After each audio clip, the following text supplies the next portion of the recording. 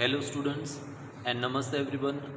I am Dhaval sir and our today's topic is your social science chapter number 18, that is wildlife. Right, so we know that our Indian culture is so rich, it is so prosperous, and in our country there are different landforms, right? Plains, plateaus, mountains, and also with that we have different climatic conditions at the different places, and along with that we have a varieties of different animals and birds in our country, right? So in this chapter we'll study about different kinds of wildlife, and as we all know that due to excessive hunting, many animals they have become extinct. Extinct means what? That means they are not alive on this planet, right? That means that particular species of animal is now available, or we can see those animals or birds only in the pictures, right? But in the real life they are not present. So that was the problem, due to which governments have taken many steps. They have banned hunting and everything to protect and preserve the wildlife, and that is the reason uh, how to protect wildlife and what steps should be taken to understand that. We'll see this chapter and try to understand it. Okay, so we'll start with the first paragraph. India has a diversified relief and climate. Diversified means varied. Varied means different. Relief and climate. So, as I told in the beginning itself, relief means different landforms, that is plains, plateaus, coastal region, beaches, right? And this different places have different kind of climate also. Okay. Similar diversity is seen here in the wildlife.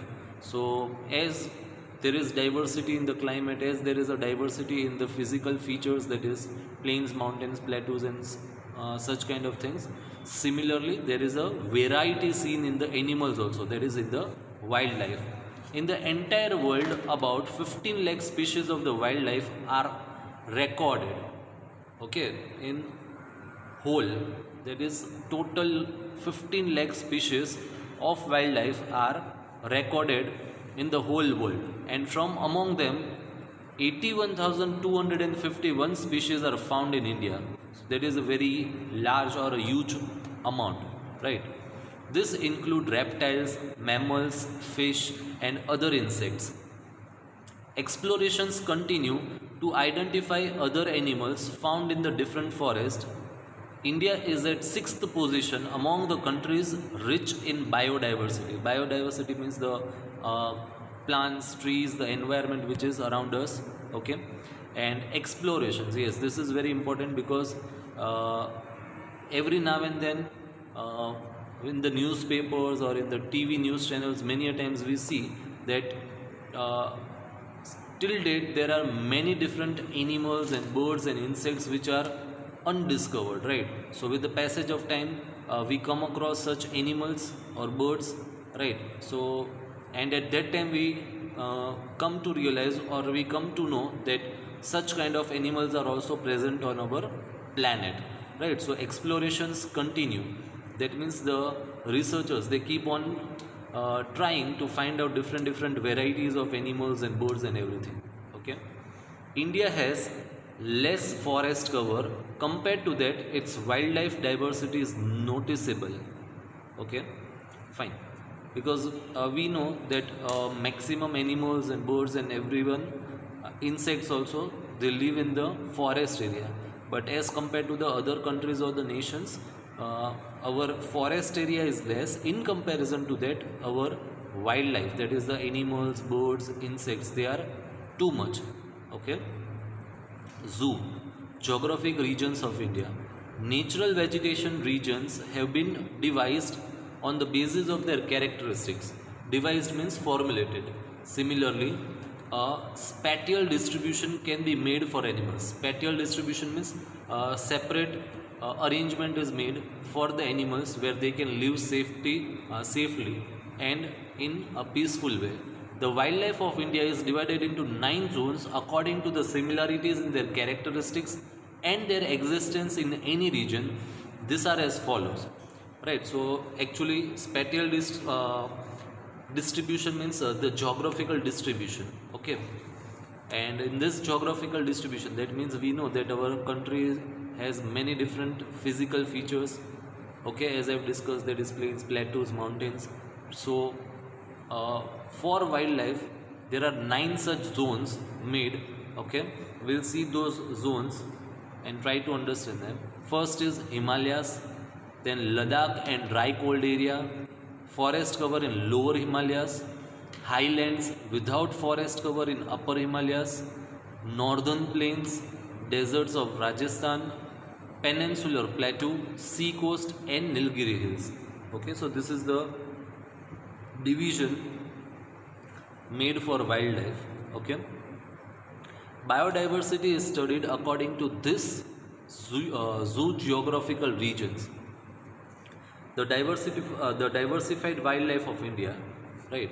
The vast alluvial plains of rivers. So alluvial means what, right? So alluvial plains are the plains which are made up of minerals and soil that is found, right? So it is made up of material that is left behind by the waters of the rivers, floods, etc. Okay, so alluvial plains of rivers, peninsular plateaus, mountainous regions, swampy areas, that is wet areas, right? Some places are such where there is the land and everything is wet. Okay, full of moisture, sea coast, dense rainforest, deciduous forest. Deciduous forests are the forest having the trees which shed their leaves during a particular season. Then there are coniferous forest. So in that there are trees which remains green throughout the year. In Himalayas and other higher regions form a vast background for the habitation of wildlife in India. Right. So these are the different physical features, right, and spatial distribution due to which different animals can be seen at different places. The animals seen are Asian elephant in peninsular rainforest, one-horned rhino in swampy Brahmaputra river, snow leopards in higher Himalayas, wild goats and musk deer in Jammu Kashmir, wild buffalo, that is Indian bison, okay, tiger in central India and western Bengal. Then it is wild ass in little run of Kutch, which is known as Kudkar, okay, and flamingo in waterlogged greater run. So in this chapter, students, you will go across many different types of animals and birds. The names might be new to you. You might have never heard about those animals. So one thing you can do is whenever you find or whenever you want to see such animals or find how they look, just Google it out and you will come to know about that, right? So we will not go in that much detail. We will just understand the chapter. Fine. We'll move further.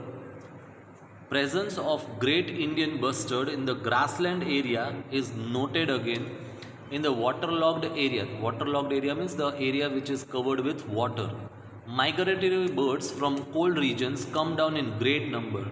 Right, in our Gujarat we have the Nal Sarovar. So we have seen that migratory birds in the foreign countries, when there is too much cold, these migratory birds, they move from those places and they come to India. Okay. So these migratory birds include Siberian crane, pelican, Tibetan duck, kunch, karkara, etc. Flying squirrels are seen in the dense forests of Western Ghats. Nicobari dove is a rare bird seen in Nicobar Islands. Rare species of corals are seen in the Gulf of Kutch and Lakshadweep Islands. Right. Along with mammals and many types of birds, notice should be taken of king cobra, snakes, python, iguana. Also, along sea coast and other water bodies, various fishes, sea snakes, dolphin, shark, dugong, sea cow, octopus, whale, etc. form a part of animal world. So these are all the aquatic animals which can be found in the water. Besides forests, animals like fox, wolf, nilgai, deer, mongoose, rabbits, wild hog, hedgehog are seen in the agricultural areas. Many birds such as nightingale, parrot, peacock, weaver bird, chibri, pilak, vulture, kabar, dor bagla, etc. are also seen roaming in this area. So the last list was about the different kind of birds. Okay. Then some important things to know is there. Crane is the largest bird seen in India. Fulsangano is the smallest bird seen in India. Then birdwing is the largest butterfly seen in South India, and cirrus jewel is the smallest butterfly seen in India. So these are some of the important things we can learn. Next is about wildlife and the need for conservation. Right. So we'll go through that. While going through the past, it becomes evident that there is a danger to the existence of the wildlife since last few decades. Right. So that I've already explained that due to excessive hunting and everything, the wildlife are on the verge of extinction. On the verge of extinction means they are at the edge or the border, and if we are not paying a serious attention to it, then a time will come when all these animals and birds will be seen only in the pictures. We cannot see them in real form. Okay. Before 100 years, thousands of tigers were seen in India. As per the figure of 2014 given by the Forest and Environment Ministry, the figure is 2226. So we can just imagine how less the tigers have become. Tigers have grown in numbers, which is evident from the imprints of their foot taken during last few years. This is a very good sign. Vultures are on the verge of becoming extinct due to eating the meat, which becomes polluted by diclofenac. Diclofenac is a kind of a drug which is used to treat pain and inflammatory diseases, right? So this drugs or medicines are actually given to the animals, and when this vulture they eat this animal's meat, they die away. Okay, so a diclofenac drug used in the treatment of sick milch cattle. Sick milch cattle means milch means cattle which give milk. Okay. Leopards seen in the forests in the beginning of 20th century have become extinct from India. Right. So in India now there are no leopards. Once the Asiatic lions of Gir, which were seen even up to Middle East, are now restricted to Gir forests only. Right. With that means now it is not seen in the central part. It is only seen in the western part, that is in Gujarat. Okay, with due steps taken for their protection, now their number is 523. So we can just imagine how less number of lions are alive, right? And if we don't take care of them, time will come again they will get extinct. Once cranes were seen in large numbers in Gujarat, but now their number is reduced. Wildlife is an inseparable part of the living organisms. Right? We cannot imagine ourselves without the wildlife. Right? They create the added beauty to the environment. The birds singing songs on the trees, the animals and their sound and their beauty. Right? We cannot live without them. But the decrease in their numbers somewhere and for some years reduces the quality of environment, which is a matter of concern. Sham Garud, that is eagle, a resident of mountainous forest in Gujarat, is now rarely seen. Chilotro, seen in the forest of Vijayanagar Taluka, is rarely seen today. So these are the different birds which are rarely seen today. That means they have decreased a lot. It is obvious that endless human greed and the run for progress have made environment imbalanced, which would bring adverse results. The main reason is, uh, before many years it was hunting, and at present the main reason is the climatic change, right? We have done deforestation, due to which lots of trees are being cut, and due to which the natural habitat of these animals and birds is taken away by the human beings, and due to which their life is totally disturbed. And even due to cutting of trees, the global climatic change has taken place. There is imbalance in the environment, and due to all these reasons, the animals and birds, they are dying continuously. Okay. Still, there is time. If proper action is not taken, then the next generation would see the wildlife only in pictures. So this also we have already discussed, right? And below that, this paragraph one table is given, which shows us different sanctuaries and national parks of India. Alright, so we'll just read out the names. First one is Kaziranga, which is present in Assam, where different animals like rhino, wild buffalo, deer, etc. could be seen. Next is Thar Desert in Rajasthan, where desert wolf, desert cat, bustard can be seen. Next is Kanha National Park, which is situated in Madhya Pradesh. There we can see the tiger and the antelope. Antelope, it is a kind of, in deer there are different species, right? So different features having deers having different features like color, then their horns, they are given different names. Okay. Gir National Park, which is situated in Gujarat, we can see leopard, lion, chital.